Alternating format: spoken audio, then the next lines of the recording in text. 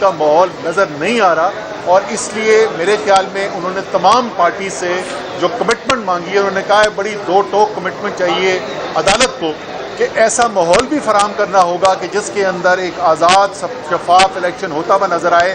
تو ہم اس کی بھرپور تائید کرتے ہیں. شاہ محمود قریشی صاحب بھی موجود تھے، وائس چیئرمین صاحب، میں بھی وہاں پہ موجود تھا، چیئرمین صاحب کے ساتھ بھی ہم کنسلٹ کر دیں گے، اور تحریک انصاف کی طرف سے پوری طریقے سے ظاہر یقین دہانی کرائی جائے گی کہ جو عمل ہمارے حصے میں آتے ہیں اس ماحول کو ٹھیک رکھنے کے لیے اور صاف شفاف الیکشن کے لیے تحریک انصاف پوری کرے گی. اور ہمیں یقین ہے کہ کورٹ کی ہدایات سے حکومت بھی پھر ان جو کنڈیشنز ہیں اس کے اوپر عمل درآمد کرنے کی پابند ہوگی. جو کہ علی ظفر صاحب نے کہا ہے، جو کہ علی ظفر صاحب نے کہا ہے، میں اس کی تائید کر رہا ہوں. جو کہ اسد عمر صاحب نے کہا ہے اس کو دہرائے بغیر میں تائید کرتے ہوئے صرف اتنا کہنا چاہوں گا کہ یہ جو ہماری پٹیشن ہے اس کی اہمیت سے کوئی انکار نہیں کر سکتا. یہ ڈیفائننگ مومنٹ ہے اور پوری پاکستان کی عوام کی نظریں آج اس کیس پر لگی ہیں. تعین ہونا ہے کہ ملک نے کس سمت آگے بڑھنا ہے. ہم نے جمہوری قدروں کو بڑھانا ہے یا خدا نخواستہ ہم ڈیموکریسی کو ڈی ریل کرنے پر تلے ہوئے ہیں. اور اس پر سب کی ذمہ داری عائد ہوتی ہے، جس میں سیاسی جماعتیں بھی ہیں اور قیادتیں بھی ہیں، ان کو ذمہ دار ٹھہرایا گیا ہے. پاکستان کے لوگ چاہتے ہیں کہ پاکستان کی سیاسی قیادت تدبر کا مظاہرہ کرے، آئین کا جو تقدس ہے اس کا احترام کرے، اور جسے چیف جسٹس صاحب نے کہا کہ letter and spirit of the constitution کو فالو کیا جائے.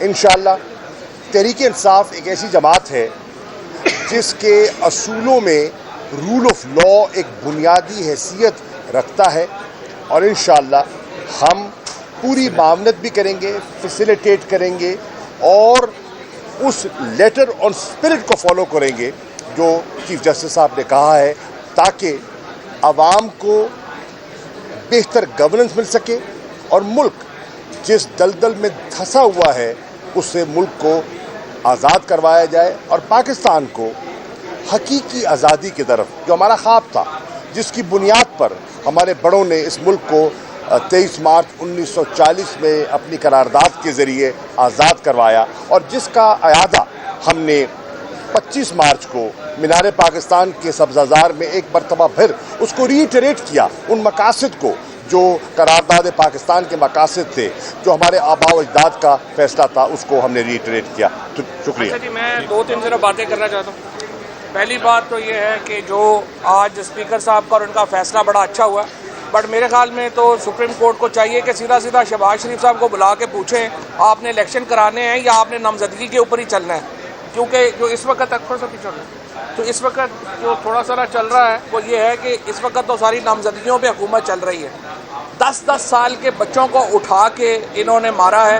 اور جوڈیشری کا بھی ہمارا حال ویسے اس وقت یہی ہے کہ جمعے کو ہم نے ہائی کورٹ میں اظہر مشوانی کی پٹیشن دائر کی ہے، وہ آج سوموار کو لگی ہے، 2 دن جج صاحب بھی نہیں ہے.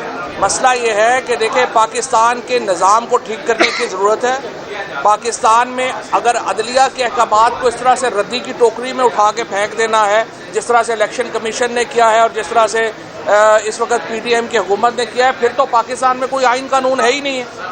چیف جسٹس صاحب اپنے طور پہ کوشش کر رہے ہیں کہ ایک ماحول اچھا ہو اور اس میں الیکشن ہو سکیں، لیکن دیکھیں جہاں پہ آپ کا انٹیریئر منسٹر آ کے کہہ رہا ہے کہ جی ہمیں عمران خان جو ہے اس کے ہوتے ہوئے یا وہ رہے گا یا ہم رہیں گے، اور آپ اس کو انٹیریئر منسٹر پاکستان کا قتل کی دھمکیاں دے رہے ہیں، وہاں کیا ماحول ٹھیک ہونا ہے؟ دیکھیں میں چیف صاحب سے اور سپریم کورٹ کو کہتا ہوں، آئین کے اوپر ناک کی سید میں چلیں.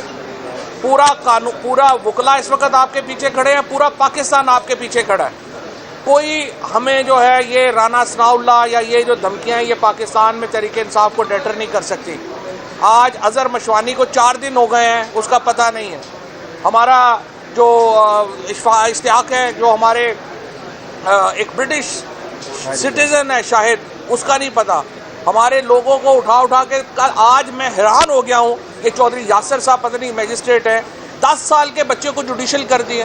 اس طرح ہوتا ہے ملک میں جس طرح سے یہ چلا رہے ہیں ملک. دیکھیں اگر آج جو اسلام آباد ہائی کورٹ نے بھی بڑی پرٹیننٹ آبزرویشنز دی ہیں، انہوں نے کہا ہے آپ نے کس طرح سے عمران خان کی سیکیورٹی کو وڈرا کیا ہے، آپ نے کس طرح سے ان کو سیکیورٹی نہیں دی ہے. میں یہ سمجھتا ہوں جوڈیشری کو واحد اس وقت پاکستان کی امیدیں سپریم کورٹ کے اوپر لگی ہوئی ہیں، اور اگر یہاں سے بھی کمزور بات ہوئی یا کمزور فیصلے ہوئے پھر پاکستان سری لنکا یا پھر ایران بنے گا، پھر اس سے کم نہیں ٹھہرنا پاکستان میں. لہٰذا پورا پاکستان اس وقت سپریم کورٹ کو دیکھ رہا ہے. 29 تاریخ کو آل پاکستان لائرز کنونشن ہے، ہم اس کی پوری حمایت کرتے ہیں. پاکستان کے ججز اور وکیل وہ اس مہم میں اپنے آگے کھڑے ہوں، اور اگر ہم پاکستان کے آئین کو نہ بچا سکے تو پھر کچھ بھی نہیں بچ سکے گا. پاکستان کے آئین کو بچانا سپریم کورٹ کا پہلا فرض ہے اور پاکستان کے عوام کا پہلا فرض ہے، اور سپریم کورٹ اور پاکستان کے عوام انشاءاللہ پاکستان کے آئین کو بچائیں گے. Thank you. آپ نون لیگ سے ہیں، آپ مینیج کیسے کہہ رہے ہیں سپریم کورٹ انتخابات ہوتے ہیں تو پھر کیا بات کرتے ہیں یہاں پہ آپ کہہ رہے ہیں کہ جو میڈیا ہے آزاد نہیں ہے، انہیں آزادی سے آپ آزاد ہیں، لیکن 2 صحافیوں کی آپ نے گرفتاری کی بات کی ہے. ایک طرف آپ فریڈم آف ایکسپریشن نہ فریڈم آف ایکسپریشن نہیں ہے. اظہر مشوانی کا طلعت حسین، اور انہوں نے کہا ہے کہ وہ کسٹڈی میں ہیں، ان کو فوراً کسٹڈی میں لے کے پوچھا جائے گا. حکومت تو کہہ رہی ہے کہ وہ کسٹڈی میں نہیں ہے، اور ان کو پوچھے نہیں، ان دونوں کو پکڑنا چاہیے، ان کا بیان ریکارڈ کرائیں. یہ دونوں کیوں نہیں ریکارڈ کرا رہے؟ یہ فریڈم آف ایکسپریشن نہیں ہے، یہ نون لیگ کے چمچہ گیری نہیں چلے گی. Thank you.